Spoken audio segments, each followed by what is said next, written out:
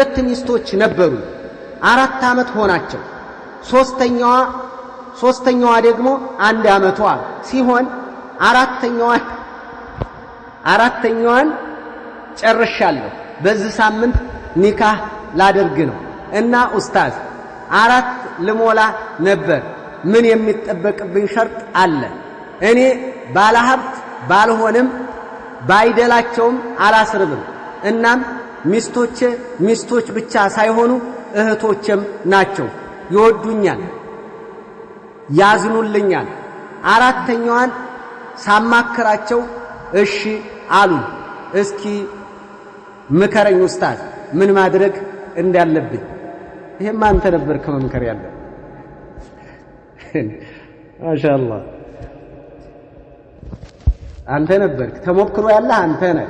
እንግዲህ 2 ሚስት ይዞ 4 ዓመት 3 ሚስት ይዞ ደግሞ 3ኛዋን ካገባት ዓመቱ 3 ሚስት 4ተኛ ሰሞኑን ላገባ ነው አለ። ማሻአላህ ባረከላሁ ፊክ። ይሄ ሚስቶችህን እንደዚህ አሳመረህ ተማክረህ ለትዳር እንደዚህ 4ቱንም ለመሙላት ይሄንን ነገር ማድረግ አንደኛ እድል ነው። አላህ እድልዋል። ያው የአላህ ስጦታ ይغታሩ ወየሻ አላህ Subhanahu Wa Ta'ala ባለ 4 አድርጓል። ማሻአላህ ያው ባለ 4 ልትሆን ነው ማለት ነው። ከአቂዳ ከሱናህ በኋላ ይህን አላህ ካደረገለት ትልቅ ኒዕማ ነው፣ ትልቅ ስጦታ ነው። እኔ ከኔ ይልቅ አንተ ነህ ተሞክሮ ያለ፣ ከኔ ይልቅ መምከር ያለብህ አንተ ነህኛ ማለት 3 ሚስት 1 ዓመት ሳትፋታ 3 ሚስት 1 ዓመት ይዘህ መዝለቅ ማለት ከባድ ነው። በጣም ከባድ ነው። ከዚህ በፊት ተናግሬያለሁ። 3 ሚስት ሳትፋታ ዓመት ከቆየ አንተ 3 ግዙፍ ብሔሮችን ማስተዳደር ትችላለህ። አንተ ጠቅላይ ሚኒስትር መሆን ትችላለህ። አገር መምራት ትችላለህ። ምክንያቱም የሴቶች ባህሪ ከባድ ነው። እነዚህን አጣጥመህ እነዚህን ምንም ነገር እንትን ሳትል እዚህ ካደረስክ አገር መምራት ትችላለህ። ግዙፍ 3 ብሔሮች 4ተኛዋን ስታመጣ 4 ግዙፍ ብሔር መምራት ትችላለህ ማለት ነው። ምክንያቱም 4ቱም ሚስቶች 4 አይነት ያስባሉ። ሁሉም አንደኛ መሆን ነው የሚፈልጉት። አማራ፣ ኦሮሞ፣ ትግሬ፣ ደቡብን አንተ ማስተዳደር ትችላለህ ማለት ነው። ያ አላህ ይሄ ትልቅ ነው። ትልቅ ትዕግስት አለ ማለት ነው። ትልቅ ሞራል አለ ከድል በኋላ ማለት ነው። ከድል በኋላ ይሄንን አሳምነዋል። ጎበዝ ነህ፣ ጀግና ነህ። በእውነት እንደዚህ ነው ጎበዝ። ሴቶች ባይወዱልህም ጎበዝ ነህ። እንደዚህ አይነት ባሎች ቢገኙ 2ኛ መሆን እኮ እህቶቻችን እኮ አይከብዳቸውም። 3ኛ መሆንም አይከብዳቸውም። የሚከብዳቸው ፍትህ ይጓደላል። ወይ ወደ መጀመሪያዋ ያደላል፣ ወይ ወደ 2ኛው ወደ ልጅ ግርቱ ያደላል፣ ወይ ወደ ዝችኛይቱ ያደላል፣ ወይ ዘመዱ ትሆናለች ወደ አንዷ ያደላል። ይሄ ነገር ነው የሚመጣው።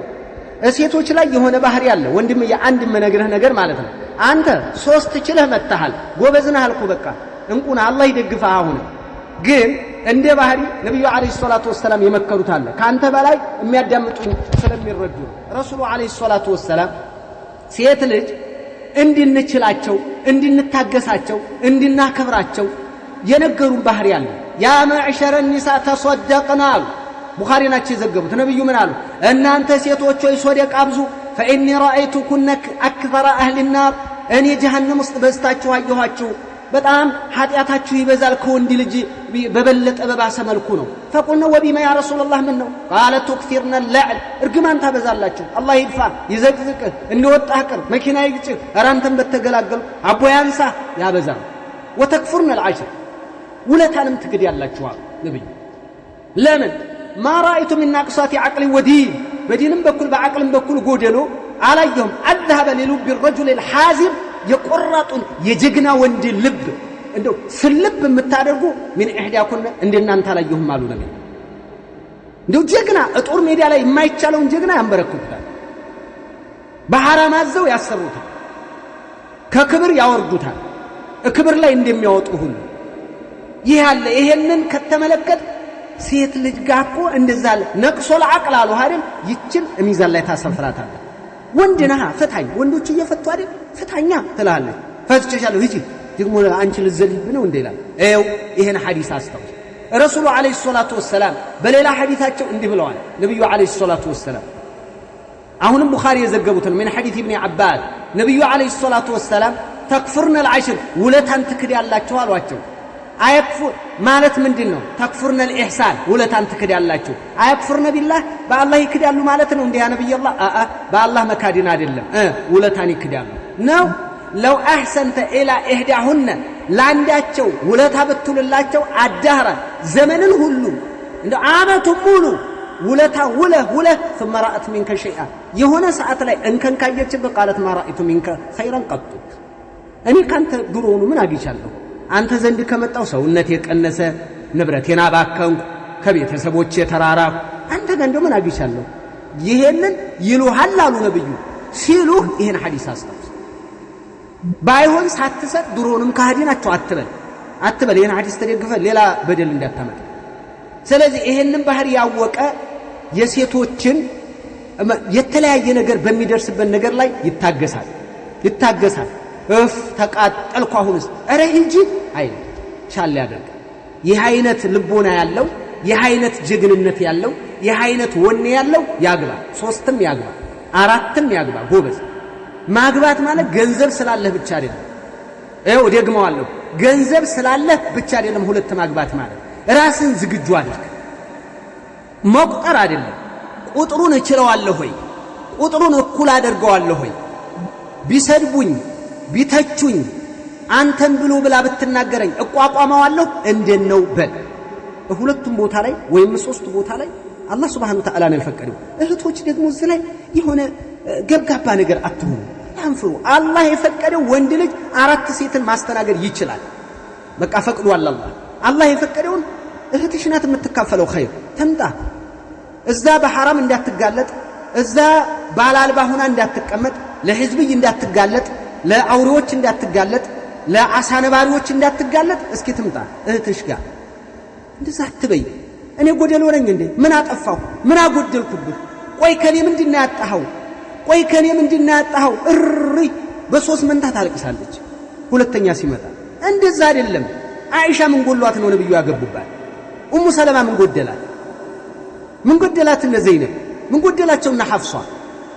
በቃ ማግባት ካለበት አገባ። ስርዓቱን ጠብቅና አግባ በዩ። የሚያገባ ከሆነ አንተ ከዛ አንፃር ጉድለት አለ። እማትቺ ከሆነ አትቺ፣ ግን ልጆችን አስታቅፍ ይሄዳለሁ። ለቅቄልህ ነው የምሄደው። እንደዛ አደርግልሃለሁ። ታው እህቶች፣ እኔ እንደ ምክር ነው የትእዛዝ አይደለም። እንደ ምክር እዚህ ደረጃ አትድረሱ ኢንሻአላህ። ይሄ ነው ይሄ ወንድማችን። ተመልከቱ እነዚህ እህቶች እሱ እንደሚነግረን እንዴት እንዲያወደሳቸው። ሚስቶች ብቻ አይደሉም እህቶችም ናቸው አለ። እንደዚህ አይነት የቀናህ አግባ፣ እልህ አትጋባ፣ ተመካከር፣ ተነጋገር፣ አስረዳት፣ አሳምናቸው። በእንደዚህ አይነት መልክ እየሄድክ ማድረግ ትችላለህ ኢንሻአላህ። ኑሮህ እንዳይፈርስ ነው እንጂ ማስፈቀድ እነሱን ማስፈቀድ ሸሪዓ የለም። እንደዚህ አይነት አስፈቅድ ሚስትህን የሚል የለም። ነገር ግን ከኑሮ አኳያ ምክር ነው። ይሄ ምክር ነው፣ ትእዛዝ አይደለም።